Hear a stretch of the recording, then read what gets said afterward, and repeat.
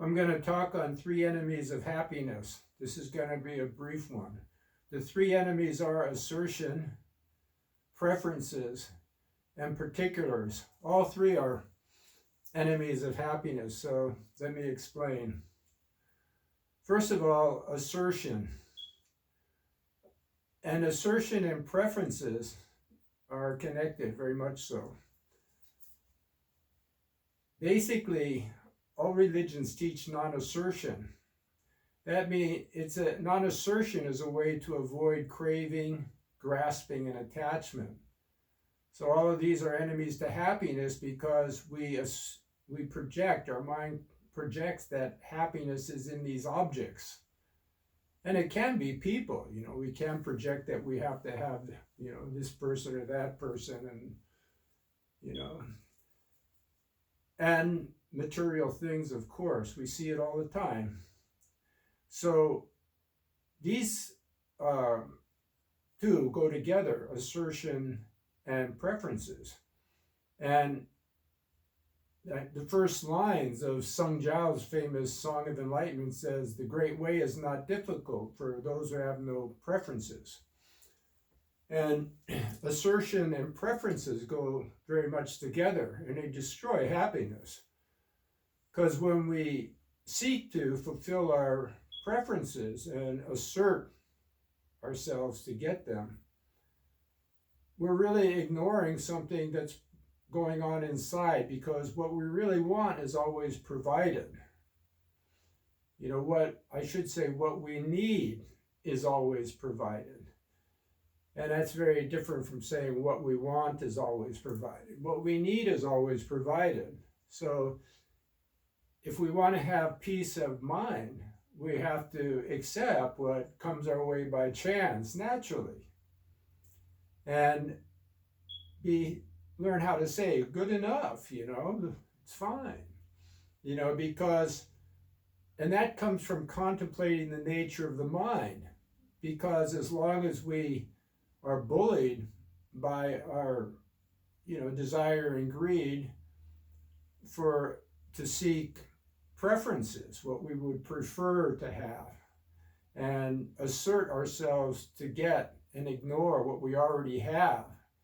Like if we have a sufficient clothing and car and so, or we want to go out to eat, but then we start thinking about, the best place, the most delicious food and everything, when, right around the corner, there's something inside of it. Well, why not just go up the block and get something from, Joe's Chop Suey or something?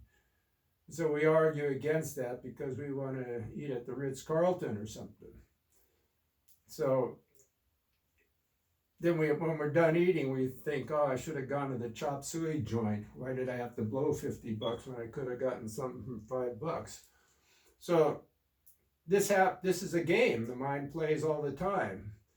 It's the mind, without even our thinking about it, we're offered what's really sufficient.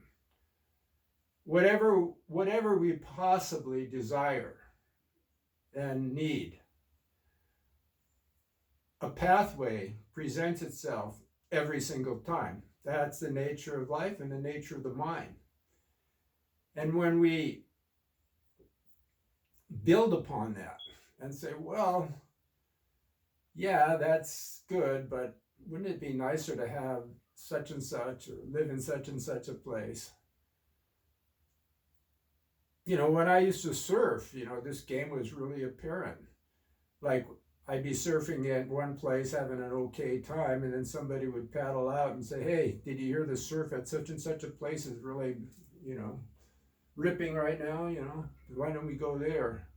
I'm pretty think, wow, all of a sudden the place that you're at isn't so great and you want to go surfing somewhere else. Paddle out of the water and drive 50 miles and, go through all that to assert preferences. And the same thing happens with, books, religious teachers, and all of this. You have affinities with a certain teacher, and then you think, well, that teacher's not so great. Then maybe you think, well, maybe I should go off and find the best teacher in the world. Or you want to study mathematics and you think, well, maybe Einstein would be great to teach me instead of the tutor up the block. We always kind of project way, way over our head.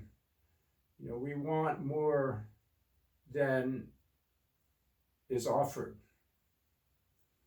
So we assert ourselves to get more than what's offered. And this is where we destroy our own happiness. Because if we just settled and just were content, the Bible talks about the virtue of contentment. If we were just content with what came our way by chance, just happened to come our way, without asserting ourselves, and just said, okay, this is enough, learn how to say enough, then that really works great. That's going to happen. That frees the mind of grasping and craving. You say, okay, well, maybe I could get better, but what I have is good, and I don't have to assert myself, and I don't have to assert any preferences. And so I'll just accept this, this is good enough, because nothing's going to be gained from outside anyway. So this came to me quite easily and naturally. I didn't have to do anything for it. And so I'll just be content here. And so when one does have to make a decision, let's say one wants to study, some kind of meditation or do some yoga, and one is just getting into it. One says, well, who's the best teacher? Or, what's the best book to study? The quickest and easiest route. Well, that's just the projecting mind, it just kind of ignores what's real. Instead of saying, well, maybe I could go up the block to that yoga teacher, or maybe I should just go to the library and see what books they have, and just kind of start without asserting oneself or having any preferences. The key is to look at conditions. Some people, they think, oh, I should study at that university or this university or so, because these teachers are so famous and this and that. And my parents have the money to send me to the best university. Instead of just saying, well, let me go around and see what's around here, and let me go to even a few that aren't around here and just see which teachers I kind of resonate with. Because ultimately, especially in spiritual world, a lesser teacher can often be the best teacher for you or for anyone, because it's not about who is the most famous or actually most enlightened teacher, but the teacher that one has the greatest affinities with, one has conditions with. So that's why often a really great and famous master that's incredibly enlightened and capable will send a student to another seemingly lesser teacher, because he thinks that lesser teacher actually can benefit his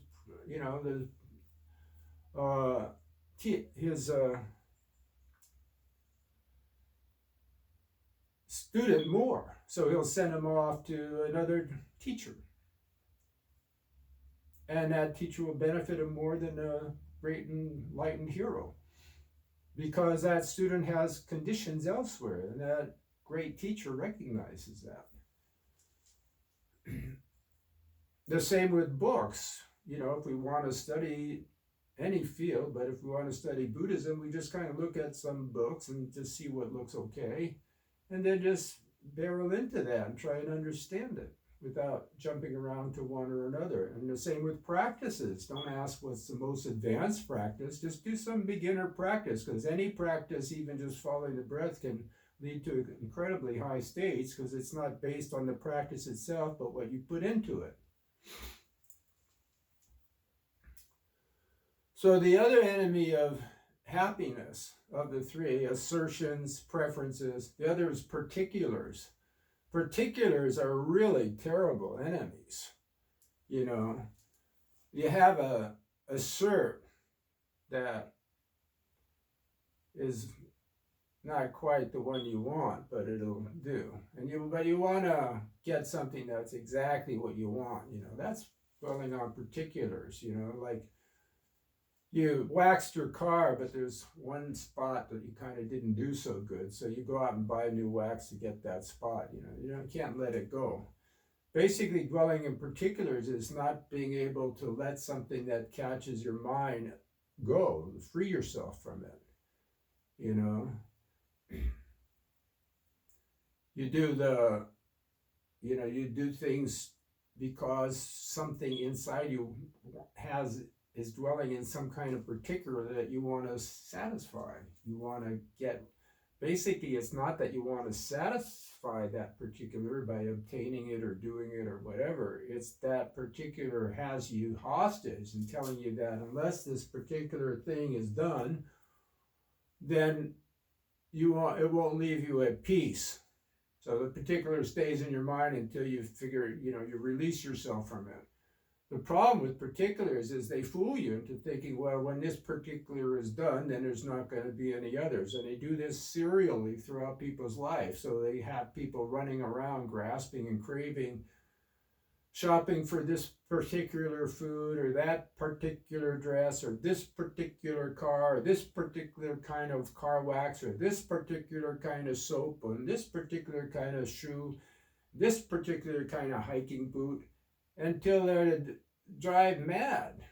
And, you can go out looking for some particular thing, but if it isn't there, just get whatever is. Because every time you look beyond what's available, easily, naturally, without looking for it, and breaking your neck trying to get it, every single time you satisfy a particular handbag, a particular food, or going to a particular restaurant and waiting in line and dealing with all of that, it doesn't end there, because you create the habit of seeking a particular thing, a particular anything, and it always presents itself as only this is it. Once you get this, there's not going to happen any again. So whatever it is you get, whatever dress you get, whatever shirt you get, whatever computer you get that you think will really satisfy you, and you break your neck to get that particular thing, you have it for a while and then you want some other particular thing. So particulars are horrible enemies of happiness, and we should all avoid particulars. They're terrible. Just always go for generic, midway in everything. Just middle of the way, average, not terrible and not great, but enough.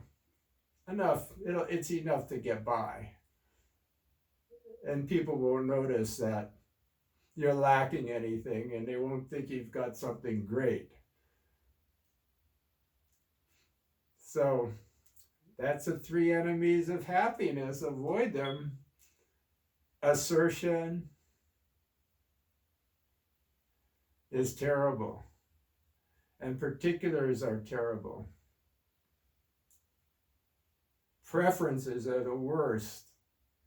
If you get rid of all of those things, then you're really happy. And you have a good reason to be, because you're content in your own skin. And you're saying, hey, I'm here, and all I need is within me, this bag of bones, this mind, this heart. So that's it. Be happy.